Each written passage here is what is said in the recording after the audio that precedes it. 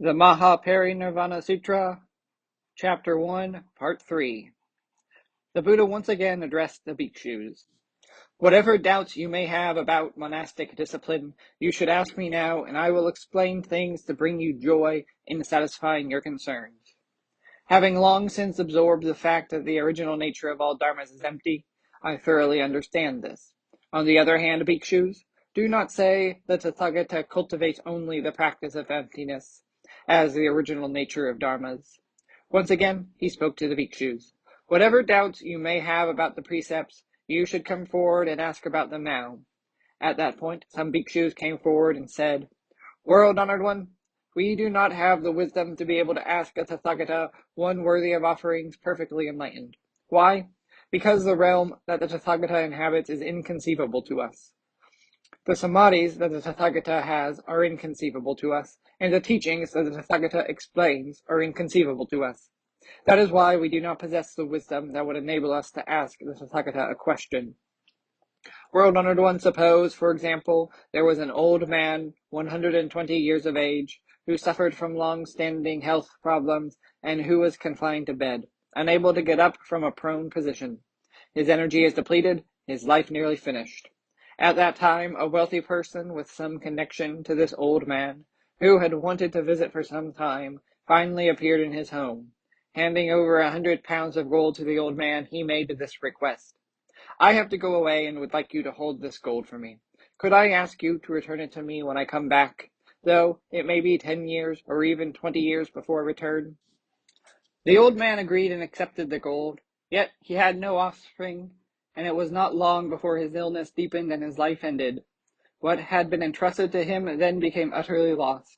When the owner of the gold finally returned, he looked for the gold but found nothing. This is an example of how an ignorant person may not know how to judge what can and cannot be safely entrusted to another, for after his return, search as he may, that owner could not find his gold. This is why he lost his wealth. World-honored one, we Shravakas are in such a situation. Although we hear the Tathagata's carefully crafted teachings and precepts, we are not entirely able to accept and maintain them, and thus we are unable to ensure that the Dharma will remain over a long period of time, much like how that old man accepted what the other person had entrusted to him, but could not ensure its safekeeping for very long. At this point, we are so ignorant when it comes to monastic discipline. What could we possibly ask about? The Buddha said to the bhikshus, But if you were to ask me something now, it would be beneficial for all living beings. For that reason, I instruct you to allow yourself the liberty to freely ask me about whatever it may be that you have doubts about. Then the monks did speak up, saying to the Buddha, World-honored one, this situation is also analogous to that of someone who is 25 years old, robust and sharp. He has a great deal of wealth in gold, silver, and Vaidurya precious stones. His father, mother, wife, children, and his relatives are all alive and with him. Then someone comes and entrusts him with some jeweled valuables, explaining to this young man, Due to a certain circumstance, I need to go away. When those matters are finished, I will return, and you can return these things to me then. On that occasion, the healthy young man takes in the valuables and proceeds to protect them as if they were his own possessions. But then unexpectedly he becomes ill, whereupon he turns to his family members and issues this order. This gold and these jewels have been entrusted to me by someone else. If he comes looking for them, give them all back to him. Thus does a wise person know well how to plan for such things. When someone goes away and then returns looking for what he left behind, he should be able to regain possession of it without any fear of loss. For the world-honored one is also like this. For, if you entrust the jewel of the Dharma to Ananda and the other bhikshus, we fear it cannot abide for long. Why? Because without exception all Shravakas, even Ananda and Mahakasyapa, are impermanent. It would be just like entrusting the valuables to that old man who agreed to accept them. For this reason, the unsurpassed Dharma of the Buddha should be entrusted to the Bodhisattvas. By means of their dialogic culture of inquiry and reply, at which they are so adept, the jewel of the Dharma under their care will abide through incalculable thousands of kalpas, and during that time it will surely grow and flourish, bringing benefit and comfort to living beings. Just like that healthy young man who accepted the valuables from another, and made provisions for them to be kept beyond his own lifetime. It is in this sense that we wonder how even great bodhisattvas could put questions to you. In comparison, our wisdom is analogous to that of a mosquito. How could we presume to be able to inquire about the profound teachings of the Tathagata? Then the Shravakas became silent, remaining where they were. Then the Buddha praised the monks, saying, "Excellent, excellent. Well have you attained minds without contamination, the minds of arhats. I have also thought about the circumstances of these two groups, and accordingly I take the Mahayana and entrust it to the Bodhisattvas, enabling this wondrous teaching to remain in the world for a very long time." He then spoke to all living beings. "Sons and daughters of good families, my lifespan cannot be measured, nor can the eloquence of my pleasant speech be exhausted. You should therefore feel free to seek clarification. Whether it is about the precepts or taking refuge, you should not hesitate to express even your second or third concern." At that time, there was a Bodhisattva Mahasattva in the crowd, originally from the village of Tala. Known as Kasyapa, he was a Brahmin and still young in years. Through the Buddha's special powers, he rose from his seat, threw his robe over his right shoulder, and circumambulated the Buddha for 100,000 paces before kneeling before him, with his right knee on the ground, pressing his palms together, and speaking thus: "World-honored one, I now have a few questions I would like to ask. If the Buddha permits, I would dare speak." The Buddha then said to Kasyapa, "The Tathagata has omniscient knowledge and knows that which you will ask. I will expound on these matters for you, to remove your doubts and bring you joy." Then the Bodhisattva Mahasyapa Kasyapa addressed the Buddha as follows: "World-honored one, the Tathagata takes pity on us and listens to our queries. I know that my wisdom is light, no more than that of a mosquito, and the virtue of the Tathagata and world-honored one towers like a mountain. The Tathagata is pure like sandalwood, like a lion difficult to subdue, and his followers cannot be put asunder. The body of the Tathagata is like a true Vajra diamond, resembling Vaidurya in its appearance and truly difficult to destroy. In addition, he is surrounded by a great ocean of wisdom, and within that assembly are numerous great Bodhisattva Mahasattvas who all accomplish merit so wondrously, immeasurably, and without limit that they are like fragrant elephants. Who would dare to stand before such a community to ask a question? But in order to receive the supernatural power of the Buddha, by means of the spiritual power emanating from the good karmic roots of this great assembly, I will endeavor to ask some minor questions." Then, directly facing the Buddha, Kasyapa asked the following questions in verse: "How does one gain long life in an adamantine indestructible body? By means of what causal principles does one attain such solid power? How can this sutra bring us to the ultimate, to the other shore? We beseech the Buddha to reveal these secrets for a wide range of living beings. How does one achieve something so grand that he becomes a spiritual support for other living beings? When in truth someone is not an arhat, how can he have the capacity of an arhat? How can we understand the deity Mara, who creates obstacles for living beings? A Buddha utterance and a Mara of a pious utterance, by what understanding can we distinguish them? What are the controls within ourselves for rejoicing and expounding the Four Noble Truths? How might our good karmic acts be so thoroughly accomplished that we exculpate the four inversions for others? How does one create good karma? Great sage, please explain this now. How can the Bodhisattvas manage to see the nature of what is difficult to see? How can one grasp the meanings of complete syllables and half-syllables? How can we pair sacred observances like the Sarasa and Kasavindi birds, the sun and moon, and the planets Venus and Jupiter? How is it that someone who has yet to commit to the path is still called a Bodhisattva? In the midst of a large community, how can one attain fearlessness? Like gold from the Jambu River, with which no one can find fault, where in this holy world are those as immaculate as a lotus flower? Where among those having the defilement are those whom the defilements cannot stain, who can be like physicians treating illnesses, yet not afflicted by those illnesses?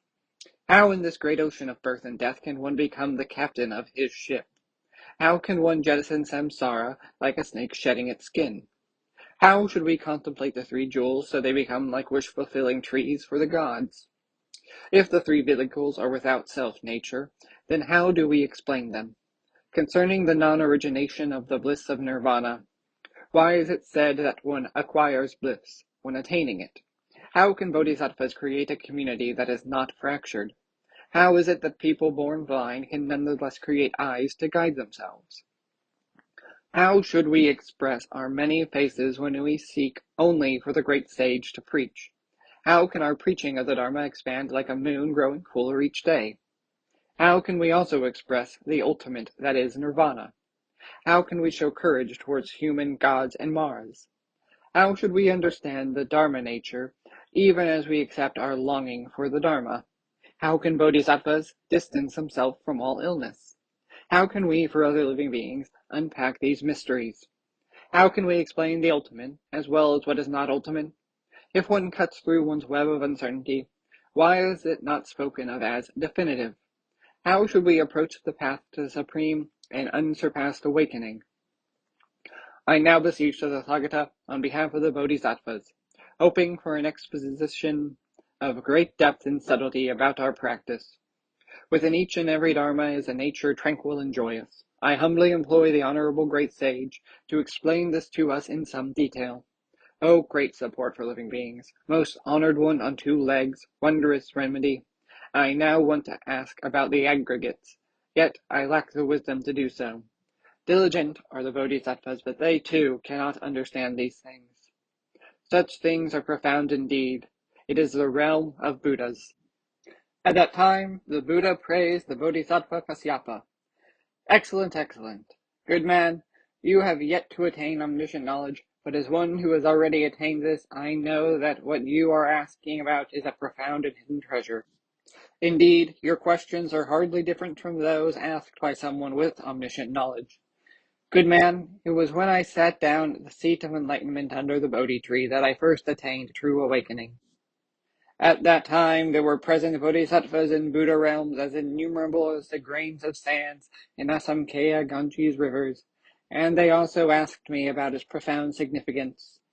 The impact of their words were in all cases no different in merit from those you have spoken today. For asking questions such as yours in turn benefits innumerable living beings. At that time Kasyapa once again addressed the Buddha, saying, World-honored one, I lack the power of wisdom to be able to ask the Tathagata anything of such a profound nature. World-honored one, a mosquito is incapable of traversing enough sky to cross an ocean to its far shore, and I am like that. I am quite incapable of asking the Tathagata about the deepest meanings in the ocean of your wisdom, in the sky of your Dharma nature. World-honored one, when a king takes out the jewels he wears in his hair and entrusts them to the treasury official responsible for storing them, that treasury official reveres, enhances, and protects what he has been given. In like manner, I will revere, enhance, and protect the profound significance of the well-balanced teachings expounded by the Tathagata. Why? Because it will enable me to gain deep wisdom on a grand scale.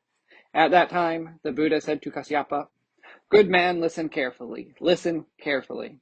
I will now explain for you the acts that led to the Tathagata's gaining this long life. A bodhisattva obtains a long life by means of the causality in his karma. For that reason, you should concentrate and listen carefully.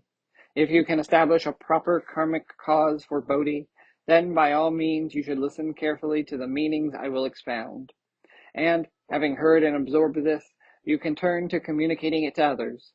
Good man, it is because I cultivated proper behavior in this way that I attained Anuttara Samyak Sambodhi, and now once again I shall disseminate this doctrine to all. Good man, this is analogous to a prince who commits a crime and is detained in prison, and a king whose intense pity and affection towards his beloved son brings him to redirect his carriage to that place of detention. Bodhisattvas are like this. If they desire to obtain long life, they must protect all living beings, just as if those beings were their own children, bringing forth great sympathy, great compassion, great sympathetic joy, and great equanimity.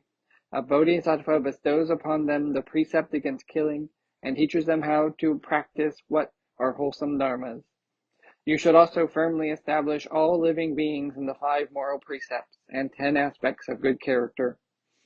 In addition, you should enter all realms of samsara, including the realms of hell, hungry ghosts, animals, and asuras, so that you may also relieve the suffering of living beings there, liberating anyone not liberated, saving anyone not yet saved, enabling anyone not in Nirvana to attain Nirvana.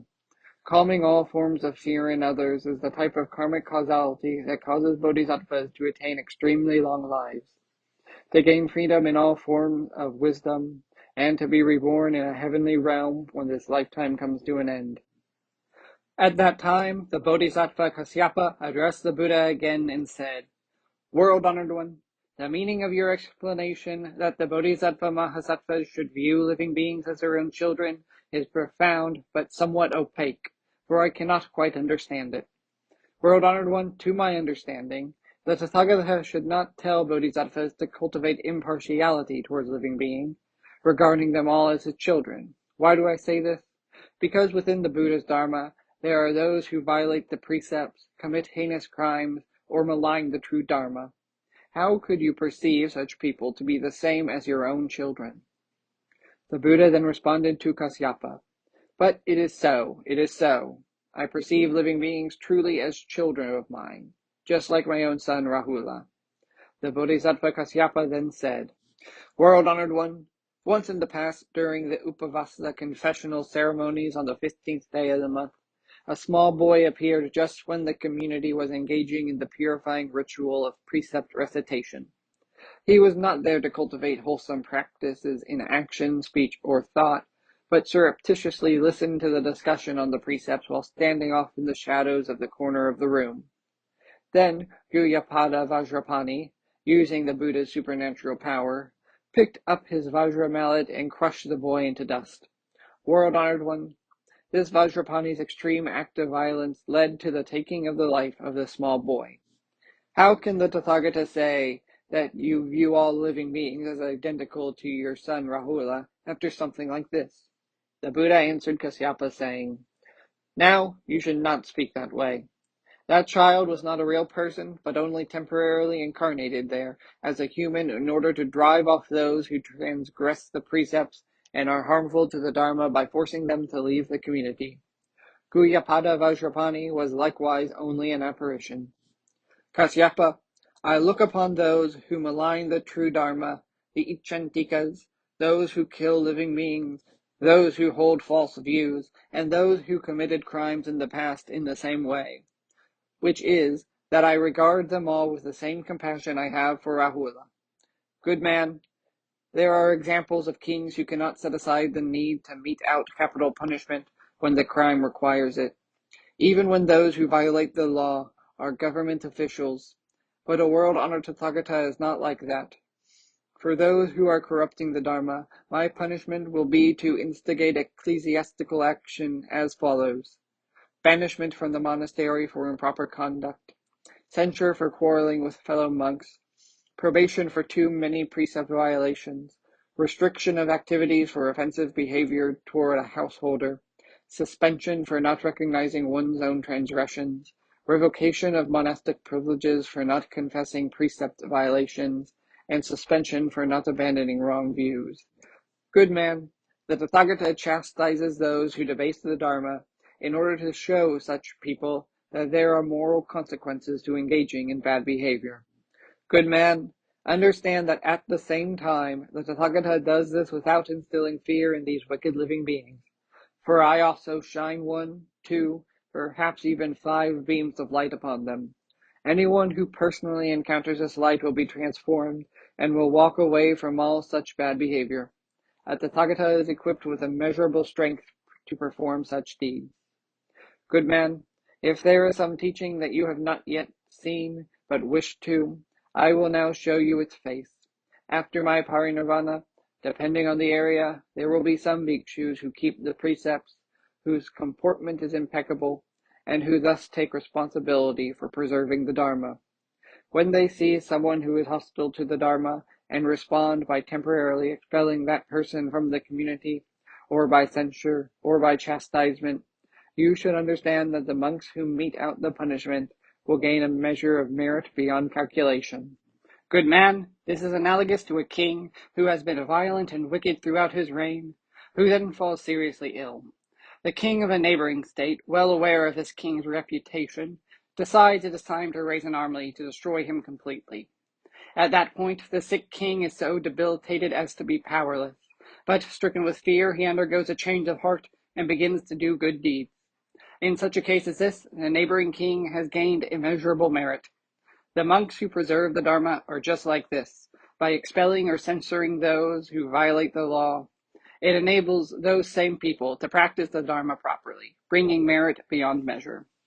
Good man, suppose, for example, poisonous plants start growing in the fields of an upright householder's place of residence. When the householder becomes aware of the situation, straight away he will then cut them down to get rid of them forever. Or, when a man in the prime of his life finds white hairs growing on his head, he becomes embarrassed and cuts them or pulls them out, preventing them from growing any longer. Supporting the Dharma, monks, is just like this. When you see someone who has violated the precepts or injured the true Dharma, then you must take punitive steps such as temporarily removing that person from the community or censuring him. If a good monk sees someone acting in a way that is injurious to the Dharma and decides to leave him be rather than taking steps to have him reprimanded by temporary removal or censure, understand that the monk who observes the bad behavior but does nothing is an enemy within the Dharma of the Buddha. If you can reprimand the violator by temporary expulsion or censure, then you will be a disciple of mine, for you have heard my true voice. The Bodhisattva Kasyapa then addressed the Buddha once more, saying, But, world-honored one, we still cannot regard all living beings as identical to our own children in the way you described. That is, as you regard your own son Rahula. World-honored one person may pick up a sword to injure the Buddha, and another person may take sandalwood paste to worship the Buddha, and the Buddha looks upon these two acts with impartiality. Why then do you also say we must admonish or censure those who malign the Dharma? If we censured them, we would then be violating your doctrine of impartial compassion. The Buddha then imparted this to Kasyapa. Good man, consider, for example, sovereigns, important officials, or grand counselors who are raising children that are physically attractive, graceful, discerning, and intelligent. What if they entrust 2, 3, or 4 of their children to a strict teacher with these words? Please educate and train all these children for me. Teach them deportment, ceremonial behavior, the arts, textual studies, and mathematics in a way that will enable all of them to succeed. If it should happen that 3 of the 4 charges I give to you now take ill from being caned and die, then make sure that you do not hold back in disciplining the remaining child so that he is able to accomplish his goals. For though I may mourn the loss of 3 of my children, in the end I will not hold this against you. Kasyapa, would that father and that teacher be guilty of the crime of murdering these children? Kasyapa replied, Indeed, no, they would not, world-honored one. Why? Because the children were brought to this teacher by their father out of love and a desire to have them accomplish their studies. There was no evil intent. Teaching children like this brings immeasurable blessings. The Buddha said, Good man, the Tathagata is also like this. I look upon those acting in good ways that are destructive of the Dharma as if they were all equally my only child. Now, the Tathagata is about to entrust this unsurpassed true Dharma to kings, high officials, grand counselors, monks, nuns, laymen, and laywomen. Kings, high officials, and the 4 groups of Buddhist followers should work to encourage students of the Dharma to attain the highest level of morality, meditation, and wisdom. If there are members of the community who do not study these 3 teachings, who are lazy, who violate the precepts, or who malign the true Dharma, the king and the 4 groups of believers should punish them. Good man, would the sovereigns of nations or the 4 groups of believers be committing transgressions if they took action in this way or not? Kasyapa replied, They would not, world-honored one. The Buddha said, Good man, as neither kings nor the 4 groups of believers would incur any karmic sin for disciplining such individuals, how could a Tathagata? Good man, a Tathagata thoroughly engages in equanimity towards all living beings, recognizing them as if they were all no different from his only child. Those who engage the world in this way are called bodhisattvas who cultivate impartiality towards all living beings, recognizing each of them as equal to their only child. Good man, Bodhisattvas who train in this way obtain long lives and are also able to know the events of their former lifetime. The Bodhisattva Kasyapa then spoke to the Buddha again. World-honored one, as the Buddha has explained it, if Bodhisattvas cultivate impartiality, in which all living beings are seen as their own children, then those Bodhisattvas will gain long life. But the Tathagata should not speak in such a manner. Why? Because among individuals who know the Dharma, some of whom even preach on various ways of following the norms of filial duty, there are those who return home and then pick up a tile shard or a rock and throw it at their mother or father. So while that follower's mother and father may be fields of blessing for him, and from whom he derives great benefits, in essence, people so rare he may never encounter anyone like them again, this individual nevertheless does not pay homage to them as he should, but instead causes them agony and injury. For someone like this, who knows the teachings, words are quite different from deeds. What the Tathagata has expounded amounts to something like this, saying that bodhisattvas who cultivate a mind of equanimity towards all living beings will attain a long life and the ability to know their past lives and forever reside in the world without change. But for some reason, the world-honored one now has a lifetime whose length is quite short, no different from anyone else's.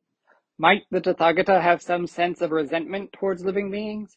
World-honored one, what action of yours in the past was so bad that its karmic outcome would result in severing your life faculty? For this life you have obtained is so short as to have lasted less than 100 years.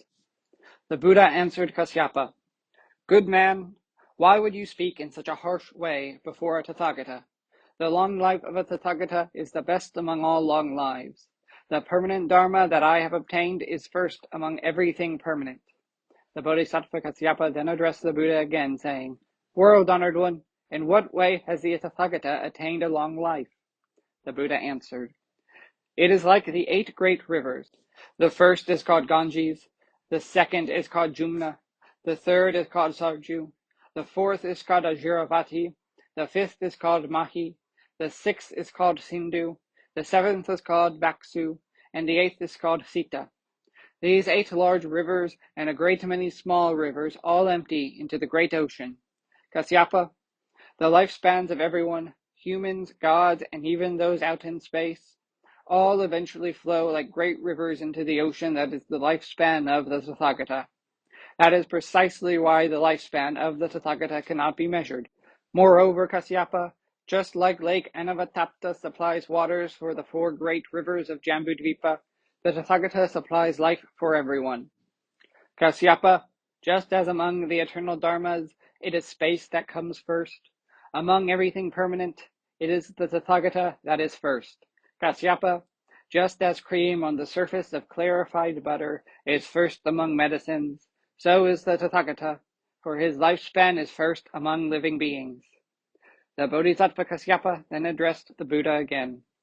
World-honored one, if the Tathagata's lifespan is as you have described, then should not the Tathagata reside here, either for one more kalpa, or at least close to a kalpa, so as to continually disseminate the wondrous Dharma, like the pouring down of a great and opportune rain on all living beings?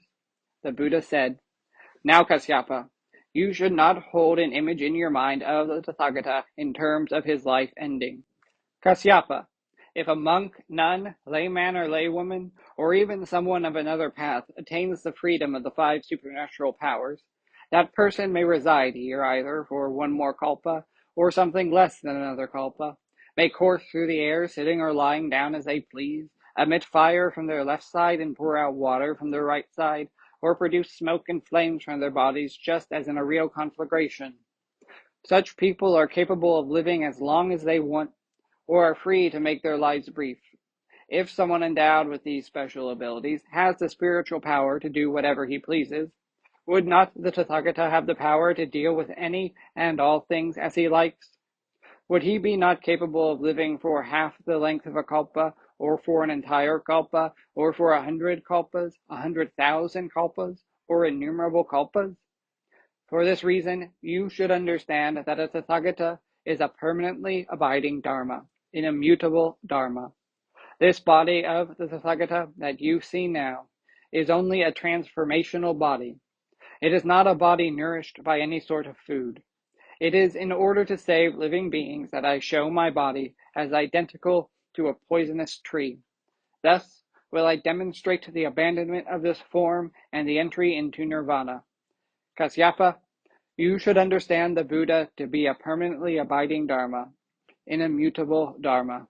And it is within this context of that which is of ultimate significance that all of you should devote yourselves to your practice with single-minded commitment. And when you have completed your practice, similarly devote yourselves to disseminating the teachings to others.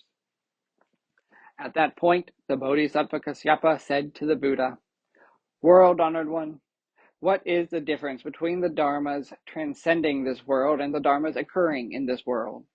Just as the Buddha stated, Buddha is a permanently abiding dharma, an immutable dharma.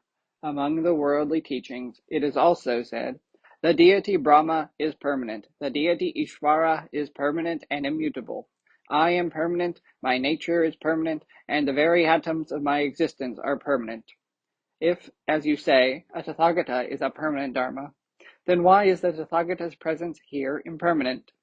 If you are not a permanent presence, then in what way are you distinct? Why do I say this? Because Brahma and the worldly nature of the tiniest atoms are also not manifest. The Buddha told Kasyapa, suppose, for example, there was a rich merchant who had a considerable collection of cattle. Though their colors were varied and there were different types of cows among them, they formed a single herd. The merchant entrusted control over the cows to herdsmen, who led them to water and grass as needed. This was done only for the production of sapirmanda, the cream on the surface of clarified butter. The merchant was not interested in milk or yogurt. The herdsmen churned the milk to produce the butter from which sapirmanda was made, and ate it themselves. Now, when the merchant's life came to an end, all the cows in his possession were stolen by a group of thieves. After securing the herd, they ended up churning the milk themselves, as they had no wives to do it for them. Then they would sit down to eat, and as they did, the thieves would speak among themselves, saying, that rich merchant raised these cows, but not because he sought milk or yogurt. It was only for the sarpimanda. But how are we supposed to get that? That creamy froth is said to have the best flavor of anything in this world, but we have no vessel for preparing it. And, even if we were to obtain it from this milk, there would be no place to store it. Their conversation continued. All we have are these leather bags. We could fill them, but even if they were filled with milk, we still do not know how to churn it. Just getting buttermilk for milk is difficult enough. How much more to try to make butter? Then the thieves took what could have become sapirmanda, and they added water to it.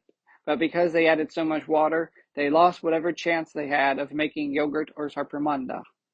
This is what ordinary people are like. While they may have the good Dharma, whatever they have of it is only what remains of the Tathagata's true Dharma. Why do I say this? Because after the world-honored Tathagata enters Nirvana, they will steal the remaining good Dharma he leaves behind, be they teachings on morality, meditation, or wisdom, just like the thieves who looted the herd of cows from the farm. But although ordinary people have obtained the Buddha's teachings on morality, meditation, and wisdom, they lack the skills that would enable them to attain liberation by means of these teachings. With their attitude, they simply cannot obtain the permanent morality, the permanent meditation, or the permanent wisdom that is liberation, just like that group of thieves who did not know the means by which to acquire sapirmanda and so lost that opportunity. In addition, much like the thieves' decision to add water to the milk in order to produce sapirmanda, ordinary people also do things out of ignorance. For the sake of liberation, they speak of Nirvana as being a soul, a living being, a life force, a spirit, Brahma, Ishvara, an atom, a nature, a precept, a meditation, wisdom, liberation, or the heaven of neither thought nor non-thought. But in fact, these people have attained neither liberation nor Nirvana. They are no more than the group of thieves who did not obtain sapirmanda. These ordinary people do engage in some sacred practices, honoring their mother and father out of filial duty, for example, on the basis of which they attain rebirth in a heaven and receive a modicum of peace and joy. But, like the group of thieves that add water to milk, just so do ordinary people not actually understand why it is due to cultivating even a few sacred practices, such as honoring their parents, that they can attain birth in a heavenly realm. Nor can they understand morality, meditation, and wisdom, or take refuge in the three jewels. And because they do not understand, when I speak of permanence, bliss, self, and purity, they may repeat what I have said, but in fact they do not understand what they are talking about. Therefore, I want you to know that after the Tathagata passes from this world, at that time there will be such people who lecture on the topic of permanence, bliss, self, and purity. But if a king who turns the wheel of the Dharma were to appear in the world, through the strength of his virtue, this group of thieves would be forced to withdraw and abandon the cows, which in turn would thereupon suffer no further harm. At that time, the wheel-turning king would take all the cows and assign them to a highly skilled herdsman.